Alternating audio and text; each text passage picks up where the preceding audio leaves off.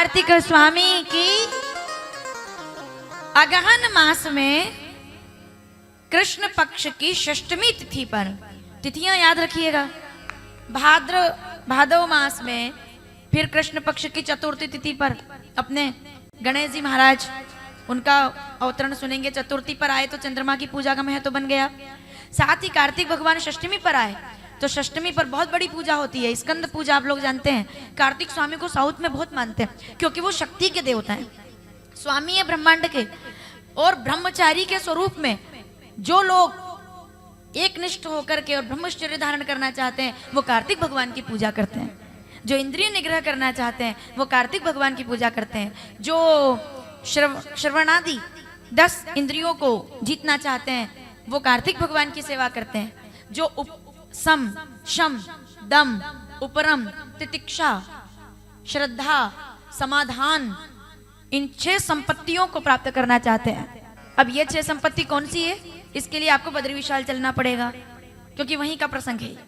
6 संपत्ति जो चाहते हैं प्राप्त करना, सम दम उपरम समाधान तितिक्षा श्रद्धा, सब के विषय में हम लोग वहां पर सुनेंगे। तत्व ज्ञान, महातत्व ज्ञान, मतलब बहुत ऊपर की बातें, अंदर की बातें, ये सब पंचीकृत अपंचीकृत पंच महाभूत और उसके पश्चात तन मात्राएं, कैसे जीवन काम करता है, 3 नाड़ियों की अवस्था यानी कि ईड़ा पिंगला सुषुम्ना, ये बहुत ध्यान अवस्था है। ईड़ा पिंगला सुषुम्ना, जिसकी ईड़ा नाड़ी सचेत रहती है। आप देखिए इसका प्रमाण ये है, सांस आप लेते हैं ना ऐसे, दोनों नासिका से बराबर हवा कभी नहीं आती, एक से ज्यादा आती है और एक से कम आती है। तो जिधर से हमें हवा ज्यादा आए समझ लीजिए हमारी वो नाड़ी सचेत है, जागृत है। ईड़ा पिंगला, और जिसका भाग्य जागृत हो जाता है उसकी सुषुम्ना नाड़ी जागृत हो जाती है, संत जानते हैं। यहां से चलती है वो मूलाधार से, तो स्वादिष्ठान मणिपूरक अनहात जिसको कहते हैं, उसके विशुद्ध आज्ञा और शिवोहम शिवोहम चिदानंद रूपम। ठीक है बाबा जी, ये 7 चक्र जीवन को संचालित करते हैं और इन 7 चक्रों का अगर कोई स्वामी है तो वो कार्तिक भगवान है जो साधना और ध्यान प्रदान करते हैं। समझ रहे हो ना आप? इसलिए ध्यान करना चाहिए। ध्यान का मतलब आप कोई बाबा महात्मा नहीं हो जाओगे, लेकिन शांति मिलेगी। उस दिन मिली थी ना, आंतरिक शांति मिलेगी बैठ करके ध्यान। कार्तिक भगवान जब तारकासुर का वध करके आए बड़ा आनंद हुआ, और तब हमारे शंकर भगवान बहुत आनंद के साथ निवास कर रहे हैं। चलो सुखदेव भगवान का प्राकट्य सुन लेते हैं जल्दी से, फिर गणेश जी का प्राकट्य और उनका विवाह। बस इतनी कथा हम लोग आज सुनेंगे। एक दिन शंकर भगवान माता पार्वती के साथ कैलाश पर विराजमान है।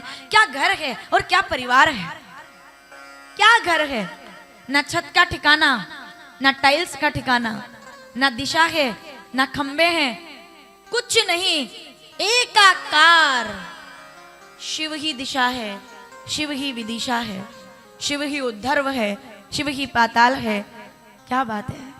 नमामि शमीशा निर्वाण रूपम विभुम व्यापकम ब्रह्म वेद स्वरूपम निजम निर्गुणम निर्विकल्पम निरीहम चिदाकाशमाकाश वासम भजे हम निरांकार मोंकार मूलम तुरीयम गिराज्ञान गोती तमीशम गिरीश करालम महाकाल कालम।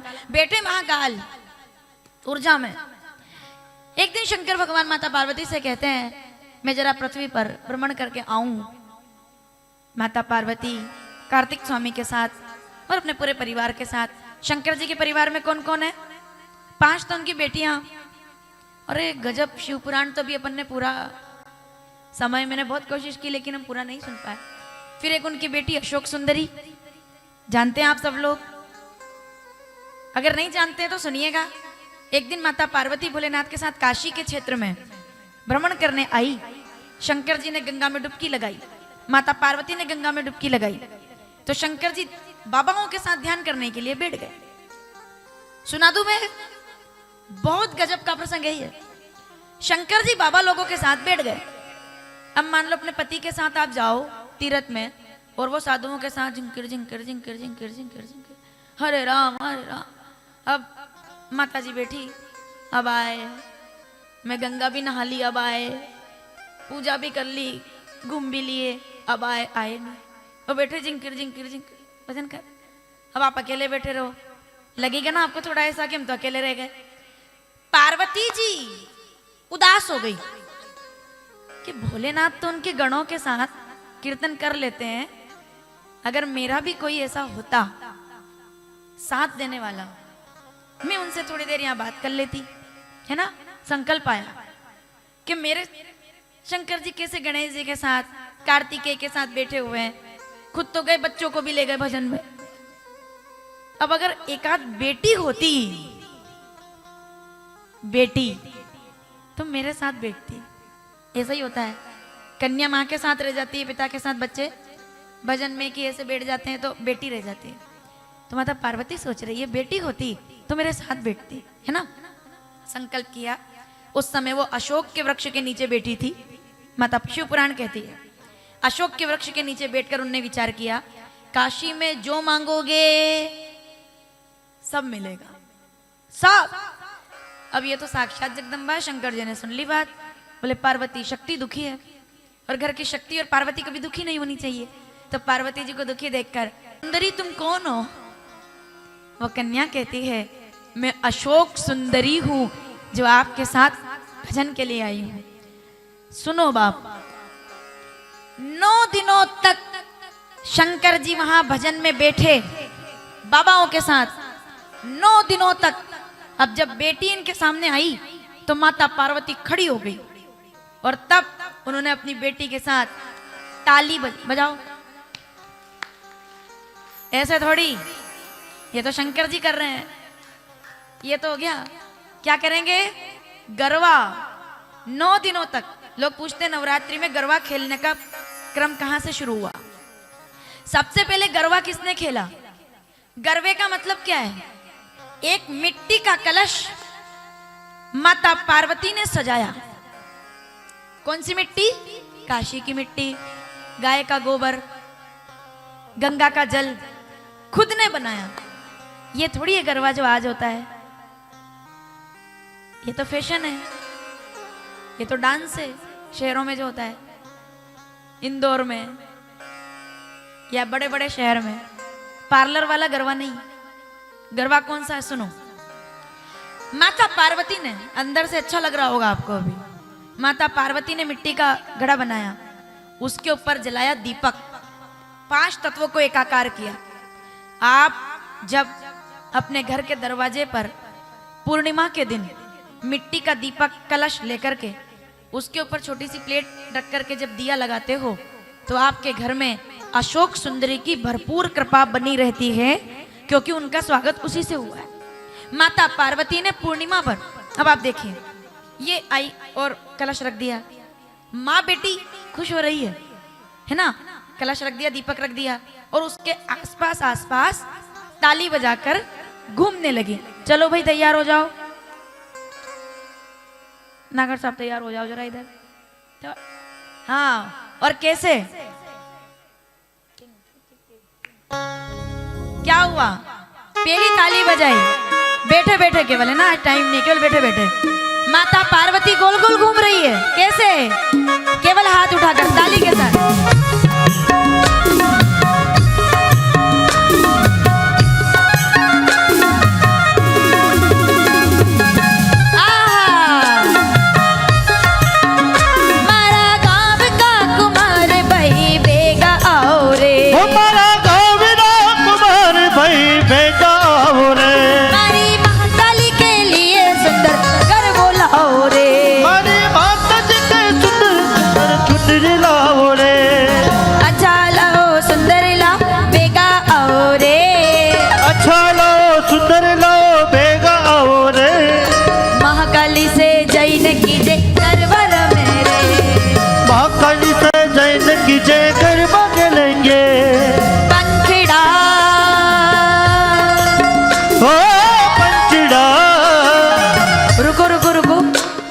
भजन क्यों बना?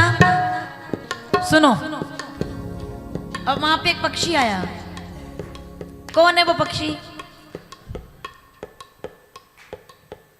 पक्षी आया, पक्षी ने देखा गरबा रमा जा रहा है, माँ बेटी दोनों नाच रहे हैं।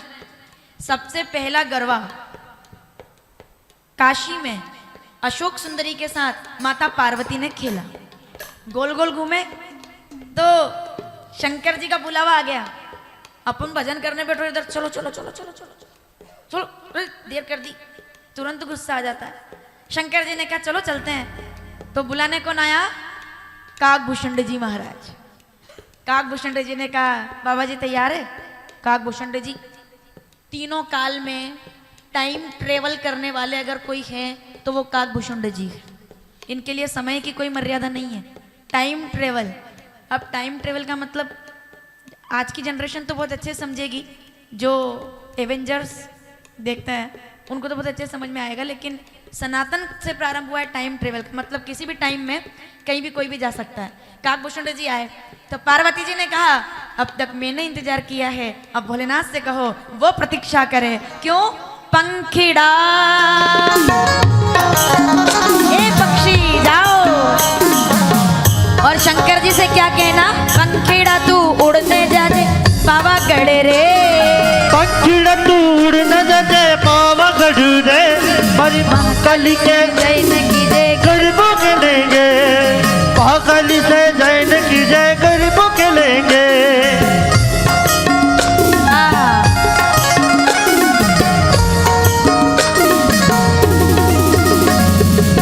सोनारो गरबो सिरे अम्बे माँ चालो धीरे, सोनार घर पूसी रे अम्बे माँ चालो धीरे धीरे। तो काली रे कल्याणी ओ माँ जा जो त्या जोग माया, काली रे कल्याणी हो माँ, तू तो पहला जुग माँ जाने ओ माँ।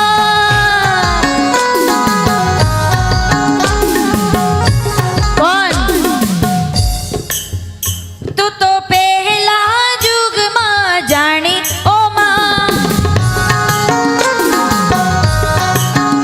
तू तो शंकर गेर पटरानी ओ माँ, कल्याणी हो माँ, जाजो त्या जोग माया, तू तो कल्याणी हो माँ।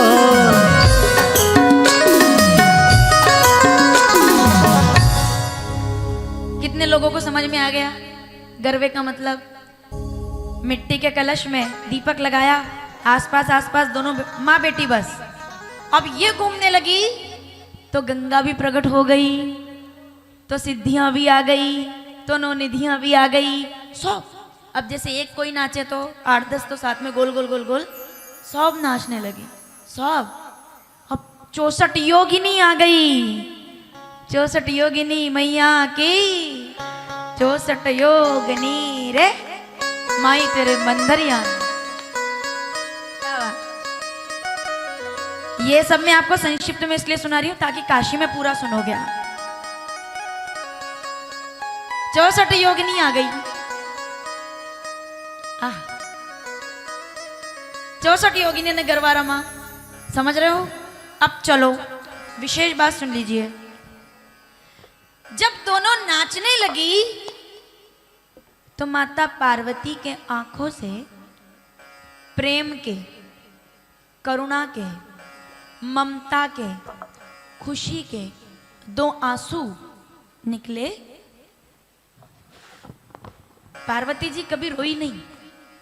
जिनका पति भोलेनाथ हो वो क्या रोएगी? पहली बार माता पार्वती के अश्रु बिंदु जमीन पर गिरे, और जहां धरती पर वो बूंद गिरी वहीं पर त्रिगुणम त्रिदलम त्रिगुणाकारम साक्षात ब्रह्मा विष्णु महेश के स्वरूप में तीनों ऊर्जाओं को एकत्रित करने वाले बिल्व पत्र का वृक्ष प्रकट हो गया। बोलिए जगदम्बे मात की। बिना प्रमाण के कुछ नहीं बोला जाएगा। रुद्राक्ष किसका आंसू है? शंकर भगवान का। रुद्राक्ष का जो स्वरूप है वो गर्म है, इसको कहते हैं गुण, गर्म है, इसलिए इसको दिल के पास रखते हैं तो बीपी ये हमें उष्णता देता है। इसका जो स्वरूप है वो गर्म है, समझते हो ना आप? गर्म मतलब इसकी जो तासीर, मतलब इसका गुण गर्म है, ठीक है। जब आप दुख में होते हो, शंकर जी जब थोड़ा क्रोध में थे और उनकी आंख से आंसू गिरा था तो रुद्राक्ष प्रकट हुआ था, इसलिए वो गर्म है। आंसू दो तरह के होते हैं, एक आंसू होता है गर्म और एक आंसू होता है ठंडा। जल्दी बताओ, अब दुख में रोते हो तो कैसा आंसू आता है, और जब खुशी में या हवा की वजह से आंखों में से आंसू आए वो कैसा होता है? ठंडा होता है ना, ठंडा आंसू। दुख का आंसू गर्म इसलिए रुद्राक्ष है, और प्रसन्नता का आंसू ठंडा है, इसलिए बिल्व पत्र के वृक्ष को ठंडाई का सबसे बड़ा स्रोत माना गया है। बिना प्रमाण के नहीं है। भयंकर गर्मी के अंदर बिल्व फल का जूस अगर पी लिया जाए तो शांति मिल जाती है। बिलपत्र के पत्ते को, बिलपत्र को अगर पानी के कलश में डाल दिया जाए तो वो उसके दोष हर लेता है। बिलपत्र को 108 बार ओम नमः शिवाय बोल करके शंकर जी पर चढ़ाकर और उसको वापस ले जाकर अपने घर में अगर किसी को बुखार आ गया है उसके सिर पर आप छू देंगे, ओम त्र्यंबकम यजामहे सुगंधिम उर्वारुकमिव मृत्युर्मोक्षये। गोली अपना काम करेगी, दवाई अपना काम करेगी, पर वो बिल्व पत्र उसके बुखार को हर के और उसको शीतलता प्रदान कर देगा। ये परम आवश्यक बात है, क्योंकि और ये मैं फिर कह रही हूं उपाय नहीं है, उपाय नहीं है, नहीं तो केवल ये कर लो और गोली ना खाओ, ये मैं कभी नहीं कहूंगी। सबका अपना अपना एक महत्व है। डॉक्टर का काम डॉक्टर ही करेगा, धर्म का काम धर्म ही करेगा। एक भरोसे नहीं केवल कि ये हो गया बस ये इससे हो जाएगा काम, ऐसा नहीं। अगर इससे सब हो जाता तो ईश्वर ने ही तो सब बनाया है ना। विज्ञान भी अपनी जगह जरूरी है। हमें चंद्रमा का ज्ञान था, लेकिन देश के विज्ञान ने चंद्रमा को हमारे करीब लाकर, विज्ञान ना होता तो ज्ञान ने बताया कि चंद्रमा वहां है और विज्ञान ने चंद्रमा तक पहुंचा दिया हमें। चंद्रयान 3 विज्ञान का रूप है, चंद्रमा ज्ञान का रूप है। हर चीज का अपना अपना बैलेंस है, हर चीज का अपना अपना महत्व है। तो बिलपत्र को अगर ग्रहण किया जाए निश्चित रूप से वो अनंत फलदायी है। उसका कारण क्या है? क्योंकि माता पार्वती के खुशी के आंसू से बिलपत्र का प्राकट्य हुआ, गर्वे से, इसलिए गरबा खेला जाता है। अब आजकल तो क्या है, हालांकि इस विषय पर नहीं जाऊंगी मैं। गरबे का मतलब ये हो गया ना कि तैयार होके जाओ, गलत तो नहीं बोल रही हूँ, सज धज के जाओ, मेकअप करके जाओ, आधे आधे कपड़े पहन के जाओ। बाबूजी बहुत हालत खराब है शहरों में, तो बहुत विधर्मी भी आ जाते हैं वहाँ तिलक लगा लगा के। उनका मकसद ही यही रहता है कि बस नाचेंगे और 9 दिन में लव जिहाद, और क्या, यही कारण है। नहीं, ऐसा नहीं हो। गरबा अपनी बच्चियों को भी भेजो ना खेलने के लिए। पहले देखो, जिस मंडप में मिट्टी का कलश ना हो और उस बीच में दीपक ना हो, उसके आसपास अगर गरबा नहीं हो रहा है तो फिर वो गरबा नहीं माना जाता है। क्योंकि गरबे की 9 दिन तक पूजा होती है, मिट्टी रखी होती है। ज्वारा समझते हो? ज्वारा लगता है, अभी नवरात्रि आने वाली है।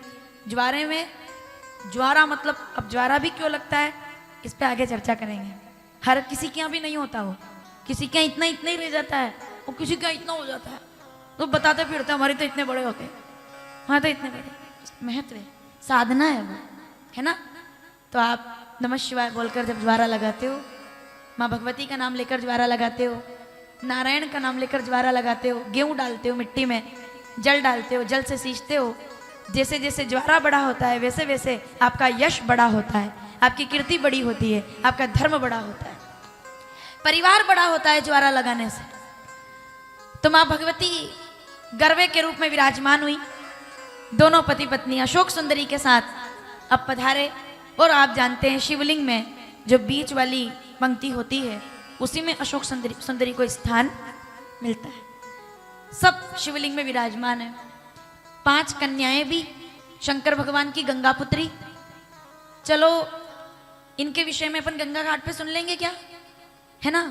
5 कन्याओं का अवतार आज हरिद्वार में सुनेंगे कि गंगा से 5 कन्या कैसे प्रकट हुई, वो वहां सुनेंगे। लेकिन यहाँ चलते हैं गणेश जी महाराज के प्राकट्य की ओर। सुखदेव जी महाराज की परम तपस्थली पर सर्वप्रथम उनके अवतार को सुनते हुए भोलेनाथ माता पार्वती को लेकर आए। माता पार्वती थोड़ी जल्दी आ गई। ताला खोलने वाला पहले आता है, माता है चाबी लेकर पहले दौड़ के, तो पहले पार्वती जी आई, शंकर जी थोड़े से पीछे रह गए। अब पार्वती जी आई तो जैसे अम्मा का ताला है, दरवाजे के ठिकाने नहीं है, ताला तो दूर की बात है, दुनिया में सब कुछ देने वाले के घर में ताले ही नहीं है।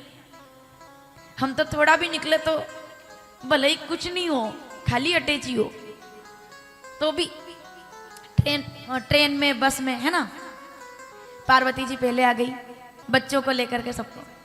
अब ये आई तो तभी शंकर जी आने में विलंब हो गए और तभी कोई और आ गया। बताओ कौन आया? गुरु जी ने चक्कर लगा दिया इधर, नारायण नारायण, नारद जी आ गए।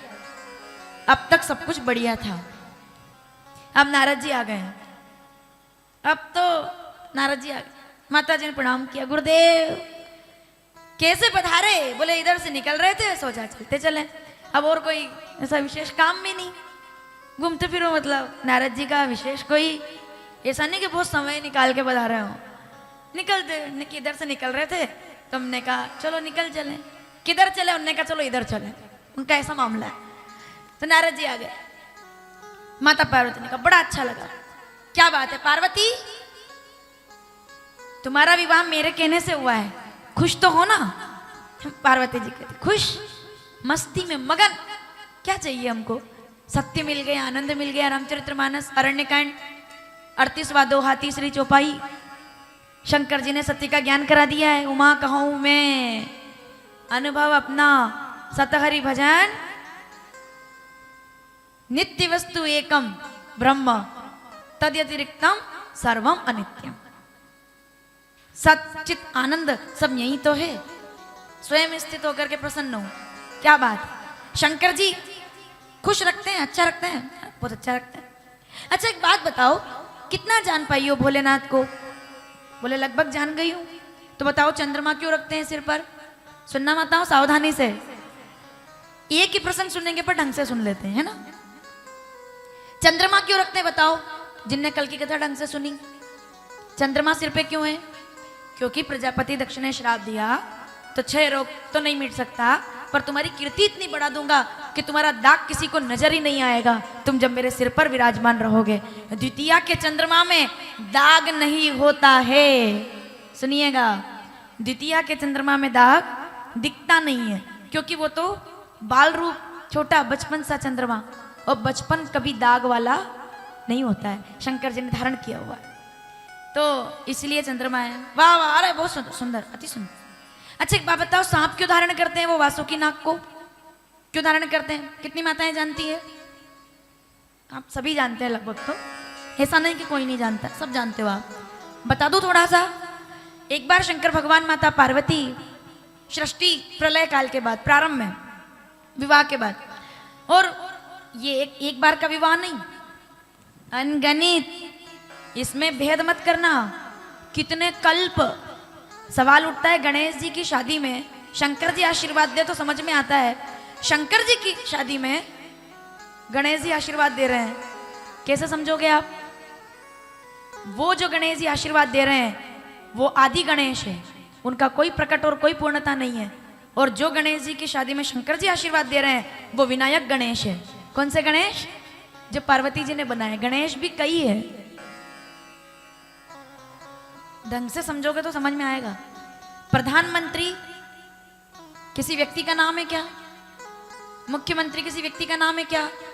तो गणेश भी किसी एक रूप का नाम नहीं था, केवल आदि गणेश, यानी कि जो गणानंत गणपति गुम वाम है, विघ्नेश्वराय वरदाय सुरप्रियाय, जो है आदि काल से जो प्रकट है ब्रह्म, वो गणेश। तो ऐसे ही आदि काल में आदिनाथ, आदि योगी भोलेनाथ अपनी पत्नी को लेकर के एक बार आए हैं बैकुंठ में नारायण भगवान के पास प्रणाम करने। सब ठीक हुआ। शंकर जी जब जाने लगे तो शंकर जी ने जाते जाते नारायण भगवान से कहा बैकुंठ में, प्रभु मैं तो आपके द्वार में आ गया, अब आप भी मेरे घर आइएगा। ये लोक व्यवहार है ना, क्या ना साहब, अरे आप भी आओ कभी, अपन बोलते हैं। शंकर जी ने बोला, बोले मैं आया हूं ना, अब आप भी मेरे घर आना। अब एक बात ईमानदारी से बताओ, चलो। नारायण भगवान से कहा कि आप भी आना। नारायण भगवान ने साफ मना कर दिया, मैं आपके लोक में पैर नहीं रखूंगा। बहुत ध्यान से सुनना, आनंद आएगा। साफ इनकार, मतलब थोड़ा बहुत मन भी नहीं रखा कि बाद में आ जाएंगे, कि हो जब टाइम मिलेगा जब देख लेंगे, बनाएंगे प्रोग्राम। हाँ, साफ इनकार, नहीं भैया मैं तुम्हारे लोक में पैर थोड़ी रखूंगा, मैं तो आऊंगा ही नहीं। शंकर जी ने कहा मैं बैकुंठ आ सकता हूं, आप मेरे लोक में पांव क्यों नहीं रखोगे? बोले नहीं, मैं पांव नहीं रखूंगा, मैं आपके लोक में पैर नहीं रखूंगा। शंकर जी तो बड़े हो गए, उन्होंने कहा मेरे लोक में क्यों नहीं आओगे? अब सब बताइए जितने लोग पंडाल में बैठे हैं, नारायण भगवान का लोक कौन सा है? जल्दी, बैकुंठ है ना, बैकुंठ। और शंकर जी का लोक कौन सा है? मृत्युलोक, वो मृत्युलोक के देवता हैं। ब्रह्मलोक के ब्रह्मा, साकेत के राम, गोलोक के गोविंद, भगवान हमारे गोलोक के गोविंद। शंकर जी कहाँ के देवता हैं? मृत्युलोक के। नारायण भगवान साफ मना कर गए, बोले मैं तुम्हारे लोक में पाँव नहीं रखूंगा। शंकर जी ने कहा बताओ तो सही, क्यों नहीं रखोगे, क्यों नहीं आओगे, धरती पर पैर क्यों नहीं रखोगे? तो भगवान कहते कैसी बात करते हो आप मेरे इष्ट हो, मैं आपके लोक पर कैसे आ सकता हूँ? बोले क्यों? क्योंकि धरती पर ब्रह्मा जी ने जो पृथ्वी बनाई है उसमें एक बात आप अच्छे से शायद नहीं पता आपको। बोले क्या? बोले धरती के कंकर कंकर में मैं धरती पर नहीं आऊंगा, वरना मेरे इष्ट का अपमान हो जाएगा। क्योंकि धरती के कंकर कंकर में शंकर विराजमान रहते हैं। अगर मैं धरती पर पैर रख दूंगा तो पता नहीं कौन से शिवलिंग पर पैर रखा गया, कौन से पत्थर पे पैर रखा गया, तो मेरे तो इष्ट मुझसे रूठ जाएंगे। आप तो मेरे इष्ट हो। कल बड़े गुरु जी ने कहा ना कि शिव जी नारायण को पूछते हैं और नारायण भगवान कमल लेकर के और शिव जी की आराधना करते। रामेश्वरम में देख लो आप, ठीक। तो ये दोनों परस्पर इष्ट हैं एक दूसरे के। कथा समझ में आ रही है क्या हो रहा है? साफ मना कर दिया, बोले पैर नहीं रखूंगा मैं धरती पे। शंकर जी कहते अरे कुछ तो उपाय करना पड़ेगा, कुछ तो ऐसा रास्ता निकालो कि धरती पर आओ और पैर भी ना रखने पड़े। तो शंकर जी ने कहा उसका एक ही उपाय है, आना तो आपको पड़ेगा। तो नारायण भगवान कहते हैं तो ठीक है आऊंगा, पर पैर नहीं पड़ने दूंगा, क्योंकि पैर होगा ही नहीं तो पड़ेगा कहां से। तो मैं ऐसा रूप बनाऊं कि जिसमें पैर ना हो और पूरी धरती पर दौड़ता फिरूं, और जब चाहूं तब आपसे लिपट जाऊं। अब मुझे तो याद नहीं आ रहा कि ऐसा कौन होगा जो दिन भर भागा भागा फिरे और जब चाहे शंकर जी से लिपट जाए। तो क्या बनेंगे आप? और तभी नारायण भगवान ने वासुकी नाग का रूप धारण कर लिया। बोलिए नारायण भगवान की। अब सुनो मजे की बात, वासुकी नाग के रूप में जैसे ही प्रकट हुए रेंगने लगे ना ऐसे, शंकर जी ने कहा नहीं, मेरे नारायण ने मेरे लिए नाग का रूप रखा है, मैं धरती पर आपको नहीं रहने दूंगा। उठाया और लपेट कर अपने गले का हार बना करके सुशोभित कर लिया। शंकर भगवान के गले में जो है वो और कोई नहीं, नारायण भगवान वासुकी स्वरूप में विराजमान है। क्या दिक्कत है? प्रमाण की बात है, साक्षात वासुकी नाग है वो। ब्रह्मा विष्णु सदा शिव, गाओ। स्वामी जानत प्रणवाक्षर के, वासुकी ब्रह्मा विष्णु महेश येती